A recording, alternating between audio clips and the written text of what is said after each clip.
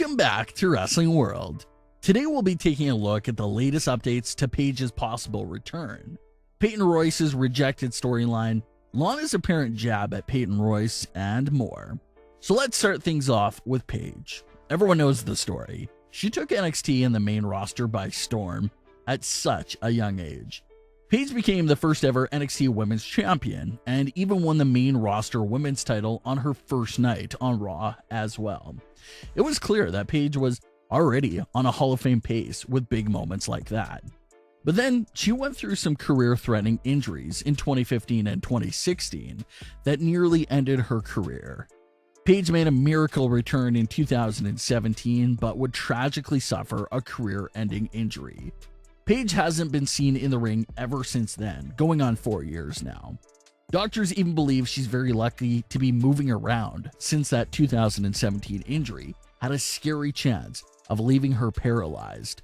But of course, that desire to return to the ring is still there, especially for Paige, who has been wrestling nearly her entire life.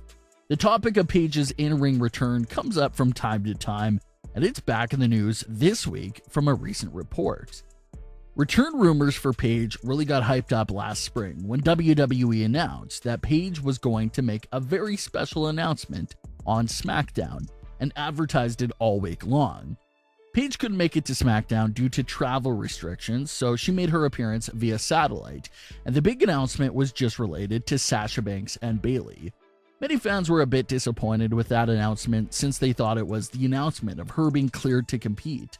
Paige recently signed a big extension with WWE, but reports claim that Paige isn't in the plans at all, not even in a non-wrestling role like the way she was previously used as SmackDown's GM and as a manager. Paige is still signed to WWE for several more years, but if she doesn't get cleared and doesn't get put in a non-wrestling role, it's very unclear when her next television appearance might be.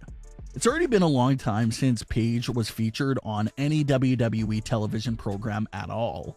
Paige has even addressed her return several times before, even most recently when she quoted a picture of Edge and Daniel Bryan, two WWE superstars that were fully retired just a few years ago, and no one even talked about them ever returning to the ring because of those serious injuries. Now, Daniel Bryan and Edge are both involved in the WWE Universal title picture heading into WrestleMania. So it most definitely seems like Paige uses Daniel Bryan and Edge as hope and motivation that one day she'll be able to make a miracle return the same way they did.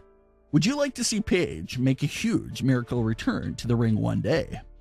Things still haven't gotten any better for Retribution. The group came in so hot in 2020. They had everyone intrigued to see what they were about and who was in this group. They had everyone's attention, and it was looking very promising. But ever since WWE revealed the members of the group, it feels like things have been going downhill ever since. The last major moment for Retribution was probably the reveal of Ali as their leader. But after that, it's mostly been loss after loss. They lost their feud against the Hurt Business. They pretty much lost their feud against Ricochet, and don't forget that The Fiend single-handedly destroyed all of Retribution 4-on-1. So it hasn't been the smoothest few months for Retribution at all. Everyone knows why, and that's just the booking and the lack of storytelling for Retribution. They have this intriguing backstory, personalities, and all the talent, but WWE never takes them in any real direction.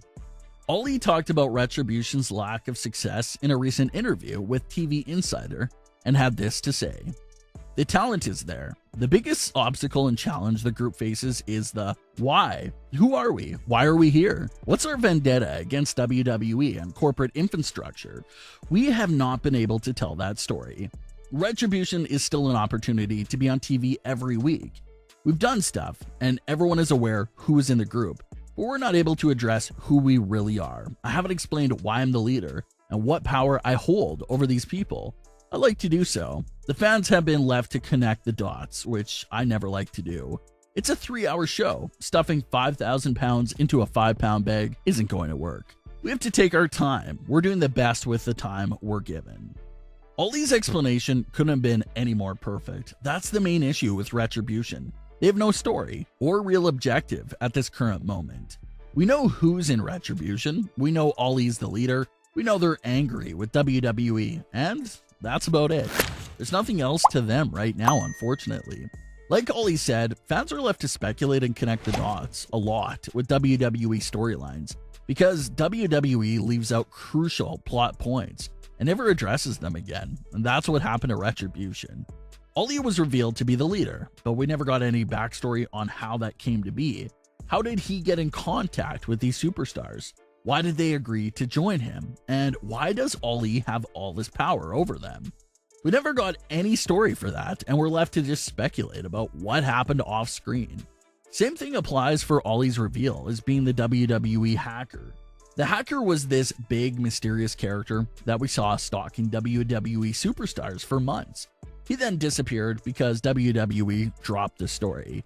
Several months later, Ollie reveals that he was the hacker in one of the most anticlimactic reveals we've seen in quite some time.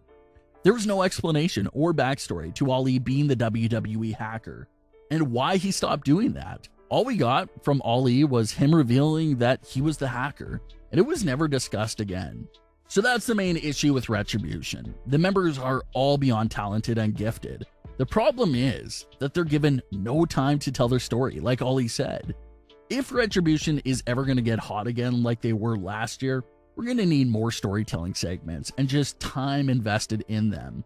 If that doesn't happen, we're probably going to see a split sometime in the future, and that will be it. But what are your thoughts on what Ollie had to say about Retribution? In other news, new reports claim that the Lacey Evans and Ric Flair storyline was originally meant for Peyton Royce.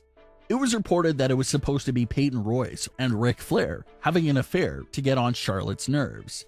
That would have also been the start of Peyton's push, but reports claim that Peyton turned it down since she's publicly married to another wrestler and thought it would be like a rib. So the story was turned over to Lacey Evans, and it was supposed to take Lacey Evans all the way to WrestleMania to face Charlotte, but the pregnancy canceled that story. However, Peyton has been in the headlines since her Raw Talk promo, and is starting to gain some momentum from that.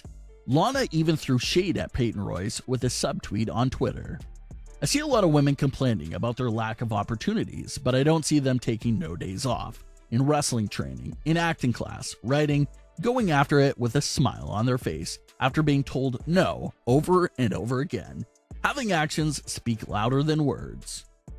Lana didn't tag anyone in that post, but telling by recent events, it seems like a jab at Peyton Royce, with Lana saying she deserves it as well. Lana is currently in a tag team division, so it doesn't look like this is building towards a one-on-one match, but it was still an interesting tweet there by Lana. But what are your thoughts on today's wrestling news? Leave your comments below. Don't forget to subscribe with all notifications on, and leave a like if you enjoyed. Thanks for watching, guys.